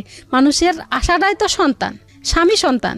কিন্তু আমার স্বামীটাও আজকাল জমি টমি নাই, নিজের জমি নাই, এইটুকু ভিটামাটি যতটুকু জমি, এই 20 শতক জমি, সব কাজে আমাকে সমস্যা ফেস করতে হয়। আমাদের দরকার কমোড বাথরুম, তারপরে ভালো ওয়াশরুম দরকার, কিন্তু কি করব, এইভাবে কষ্ট করে চালাতে হয়। একটা চেয়ার কিনে নিছি, যে কমোড চেয়ার আছে না, একটা চেয়ার ভাঙছে আর একটা চেয়ার কিনছি, কি করব? কমোড বাথরুম কি আমার মতো মানুষের সম্ভব? এগুলো তো আপনাকে ওকে ধরে ধরে নিয়ে হ্যাঁ, ওকে নিয়ে যা বসায় রাখি, এমনকি হাতে ব্লিডিং হলে পানিটাও ব্যবহার করাই দিতে হয়। আমি মা কি করব? লজ্জা শরম তো সবারই আছে, কি করতে পারি? একটা মা কি করতে পারে? সন্তানের জন্য কি করতে পারে? এটা যাক, এটাও আমি আমার ভাগ্যের সাথে মেনে নিছি, আমার ছেলেও মেনে নেছে। তোমার মা কখনো রাগ করে না তোমার সাথে? ক্ষিপ্ত হয় না? ক্ষিপ্ত হলে কি, আমি তো কি বলবো, কিছু বলার নাই। তো মাঝে মাঝে তো হতে পারেই, আসলে তো কন্ট্রোল থাকে না সব সময় একরকম, অভাবনা সন্তানকে বকা দেয় এবং বকা দেওয়ার কিছুক্ষণ পরে দেখবেন যে আবার গিয়ে আদর করতেছে। মা ছাড়া আর কেউ করে না আসলে, জানেন, মা ছাড়া আসলে সম্ভব না। এখন আমি যেটা বলি যে আল্লাহ আমাকে হেমোফিলিয়া দিয়েছে, সেটাও মেনে নিলাম, আজীবন রাখবে সেইটা ভালো লাগবে, মেনে নিলাম। আমি এখন একটু হাঁটাচলা করে নিজের কাজটা করার মতো হতে চাই, আমার স্বপ্নের হাঁটাচলা করতে চাই। তোমার ট্রিটমেন্ট রিসেন্টলি বন্ধ হয়ে গেছে। তুমি আমাকে যখন এই অনুষ্ঠানে আসো, ভেরি ইন্টারেস্টিং, আমি বলি বারবার যে আজকের এখানে আমি বারবার ইন্টারাপ্ট করছি, যতগুলো কেস আমি এনেছি আজ পর্যন্ত জীবন গল্পে কোনো কেসের সাথে কোনো কেসের মিল নাই। 2টো জীবন গল্পে হিমোফিলিয়া এ, হিমোফিলিয়া বি নিয়ে কথা হয়েছে। তাহলে এই কেসটাকে আমি কেন আবার আনলাম? এটাই হচ্ছে ইম্পর্টেন্ট পয়েন্ট, যে জায়গাটা আমি প্রথম থেকে বলার চেষ্টা করতেছি। ও ফ্যাক্টর 9, ফ্যাক্টর 8 বা যেটাই বলি না কেন, হিমোফিলিয়া সোসাইটিতে গেছে, সব কিছুর ব্যবস্থা মোটামুটি হয়ে গেছে। ও মোটামুটি চাইলে এখন এইরকম যেভাবেই হোক না কেন দিনাতিপাত করতে পারে, মোটামুটি বুঝে গিয়েছে। কিন্তু রিসেন্টলি ওর ট্রিটমেন্ট বন্ধ হয়ে গেছে। এবং ট্রিটমেন্টটা কেন বন্ধ হয়ে গেছে এটা শুনে। হ্যাঁ, আমার হচ্ছে এখন আপাতত ফ্যাক্টর ইনজেকশন দিলে পরে কোনো কাজ করতেছে না। তো এই বিষয়ে রিসেন্টলি 5 তারিখে গিয়েছিলাম ঢাকা মেডিকেল কলেজ হাসপাতালে হেমাটোলজি বিভাগের হেমোফিলিয়া বিশেষজ্ঞ ডাক্তারের সাথে কথা বলতে। তো আমাকে বেশ কিছু টেস্ট দেয়, ফ্যাক্টর 8, 9 এবং হচ্ছে ইউনিভিটর নামে একটা সমস্যা হতে পারে হেমোফিলিয়াদের যদি ফ্যাক্টর কাজ না করে। তো টেস্ট করার পরে ফাইনালি ইউনিভিটর ধরা পড়ছে। এখন ইউনিভিটর, এখন যদি জানতে চান গুগলে গিয়ে সার্চ করে দেখবেন যে ইউনিভিটরটা আসলে কি। এখন ফ্যাক্টর প্লাজমা একেবারেই দেয়া যাবে না, যেহেতু যন্ত্রণা ব্যথা যাই হোক এখন দেয়া যাবে না। মানে এটা আসলে কি কাজ করে তোমাকে বুঝিয়েছে বিষয়টা আসলে কি? এইটা হলে পারে, মানে এইটুকুই বলেছে যে ফ্যাক্টর প্লাজমা ইউজ করা যায় না, তাহলে মারাত্মক সমস্যা হয়ে যেতে পারে। আর এখন পর্যন্ত বিষয়টা দাঁড়িয়েছে এরকম যে ওর যদি এখন ব্লিডিং হয় তাহলে ওটা আটকানোর আর কোনো পথ নাই, আর কোনো পথ নাই। ভয়ঙ্কর, চিন্তা করেন এমন একটা ব্লিডিং যে 1 সপ্তাহ হবে না, এর কোনো নিশ্চিত নেই। 1 সপ্তাহে সুস্থ থাকবে এমন কোনো নিশ্চিত উপায় নেই। আর এই ইউনিভিটর হচ্ছে সারানোর যে মেডিসিন ইনজেকশন এখন পর্যন্ত বাংলাদেশে আসে নাই। ওকে, তারপরে এখন এটা কি করতে হবে? ডাক্তার তোমাকে কি বলছে? এখন ডাক্তার আপাতত বলছে যে ইন্ডিয়াতে যাই দেখতে পারো, আর তোমার পায়ের যে শরীরের যে অবস্থা, ইন্ডিয়াতে যাই হয়তো হাঁটাচলা করতে পারবা, অনেক টাকার দরকার, কিন্তু সেই সামর্থ্য তো দেশে থেকেই নিজে চিকিৎসা করতে পারি না, এখন যাওয়ার মতো কোনো সামর্থ্য নাই। তো বাংলাদেশে ট্রিটমেন্ট করতে পারে না, ও ইন্ডিয়াতে গেলে কোথায় যেতে হবে? ইন্ডিয়াতে ভেলোরে সিএমসিতে যেতে সিএমসি মেডিকেল কলেজ। তুমি কি খোঁজ খবর নিয়েছো কিছু আছে কি? হ্যাঁ, পাসপোর্টও করা হয়েছে, কিন্তু করা হয়েছে, হ্যাঁ সমস্যার জন্য। আচ্ছা, তারপরে তুমি হলো আমার এই অনুষ্ঠানে আসলা এই খোঁজ খবর পেয়ে যে হলো এখানে গিয়ে কোনো ব্যবস্থা করা যায় কিনা। That's why he came here. And ওখানে গিয়ে ট্রিটমেন্ট করতে কত টাকা লাগতে পারে? মানে আমাদের তো আসলে কোনোটাই ফিক্স করা না ওইরকম, তো আনুমানিক বলছে যে 15 থেকে 20 লক্ষ টাকা লাগতে পারে। তোমার শরীরের যে কন্ডিশন, যত দেরি করবা তত আরো বেশি সমস্যা হয়ে যাচ্ছে। তোমাকে 1 বছর আগে যেরকম দেখছিলাম এখন দেখে তো আরো বেশি সমস্যা। তাওয়াক্কুল তো আল্লাহ। তুমি যেহেতু এই অনুষ্ঠানে এসছো, আমরা যেহেতু তোমাকে প্রেজেন্ট করছি, কিছু না কিছু তো আমরা হেল্প করতেই পারবো। কারণ এটা আমি সবসময় বলি, আমার সবচেয়ে বড় কনফিডেন্টের জায়গা হলো আমার অনুষ্ঠানের শ্রোতা এবং দর্শক যারা আছেন তারা। আমরা বেশ কয়েকটা এপিসোড করতে গিয়ে আমরা যেই ধরনের হেল্পের জায়গা থেকে যখন আমরা কন্ট্যাক্ট নাম্বারগুলো প্লেস করি বা ব্যাংকের অ্যাকাউন্টগুলো প্লেস করি, আমরা যেই অসুবিধাগুলো ফেস করেছি, বিশেষ করে দেশের বাইরে যারা আছেন তাদেরকে বলি, অনেক সময় আপনারা যেভাবে ওদেরকে অর্থ সাহায্য দিতে চান, সেখানে আপনাকে কি কোনো ধরনের কোনো স্টেপ লোকজন সবাই মিলে কি নিয়েছিলেন এর আগে ওদেরকে হেল্প করার ব্যাপারে বা কোনো কিছু? না, আমি পার্সোনালি যেটা পেরেছি সেটা বলছি, তাছাড়া এমনিও হয়তো বিভিন্ন ভাবে নিতে পারে। আচ্ছা, কিন্তু ওইটাতে আসলে ওইটা ওই সাফিসিয়েন্ট না, ওই নিয়ে মনে করেন চাইল্ড কিনা মতো এরকম। আচ্ছা, ওকে, ঠিক আছে, আমরা ওর পাশে থাকার চেষ্টা করছি সবাই মিলে। আশা করছি আপনার সহযোগিতাও পাবো। জি, অনেক ধন্যবাদ। অবশ্যই, জি, অনেক ধন্যবাদ। হেল্প করেন, অবশ্যই আপনি হেল্প করেন, এবং এই ভিডিওটা আপনি শেয়ার করেন। এই জন্যই বলবো যে অনেক মানুষ সচেতন হবে, অনেক মানুষ হয়তো এই ভিডিও দেখে সে তার সন্তানের রোগ সম্পর্কে ধারণা পাবে। সুতরাং শেয়ার করাটা একটা অনেক বড় ভালো চেষ্টা, আর ভালো চেষ্টা মানে ইবাদত। সেই জায়গাটা থেকে আপনারা চেষ্টা করেন আর এই মানুষের পাশে দাঁড়ান। তাওয়াক্কাল তো আল্লাহ, নিশ্চয়ই ভালো কিছু হবে। সুস্থ তো হবে না, কিন্তু একটা সুস্থ জীবনের জন্য চেষ্টা তো আমরা করতে পারবো, সেটাই তো বড় কথা, তাই না? So never loose the hope. আমরা যেন দোয়া করি সবাই সবার জন্য, যেন আল্লাহ যেন আমাদেরকে এইরকম পরীক্ষার মধ্যে না ফেলে, কখনোই না ফেলে। দেখা যাক কি হয়। আমি দোয়া করি, আর আপনি আপনার সন্তানের জন্য যা করছেন সেটা তো আসলে বলে শেষ করা যাবে না। তবে এই নির্মম প্রশ্নটা আমি আপনাকে করবো কিনা আমি অনেকক্ষণ ধরে ভেবেছি। প্রথম দিন আসার পরে ভেবে আমার কাছে মনে হয়েছে যে এই প্রশ্নটা করাটা অন্যায়, চরমতম অন্যায়। তারপরেও আমি এই প্রশ্নটা করতে চাই, কারণ আমার মধ্যে এই প্রশ্নটা এসছে। সেটা হলো, আপনার কখনো মনে হয় না যে আপনার সন্তান তো এরকম করতে করতেই হঠাৎ করে একদিন চলে যাবে, এটাই মেনে নিতে হবে? আপনার কখনো এটা মনে হয় না?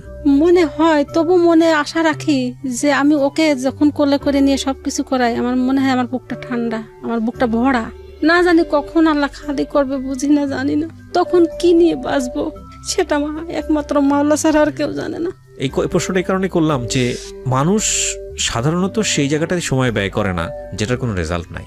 কেউই করে না, কেউই করে না। এটা হচ্ছে বড় বিষয়। কিন্তু আপনি তো মা, মানে আপনিও এটা জানেন যে এটা এন্ডলেস রেজাল্ট, এটা কোনো রেজাল্ট নাই। এটা সারা জীবন যুদ্ধ করাই হবে। তারপর আপনার কখনো মনে হয়নি যে না ঠিক আছে, দরকার নাই, গিভ আপ করি? না, আমি কখনো এটা মনে করি না। আমি হাল ছাড়ি না, কখনো হাল ছাড়ি না। কিন্তু এই যে আমি করে বেড়াচ্ছি বা ওকে ইনহিবিটর ধরা পড়াচ্ছে, এটা কিন্তু ওর বাবাকে আমি বলিনি, কারণ হার্টের সমস্যা স্ট্রোক করতে পারে, জানানি। তারপরও গতকালকে তার প্রেশার হাই হয়ে তাকে ডাক্তার আনাছে, পানি ঢালাঢালি লাগেছে। আপনারা অনেক ভালো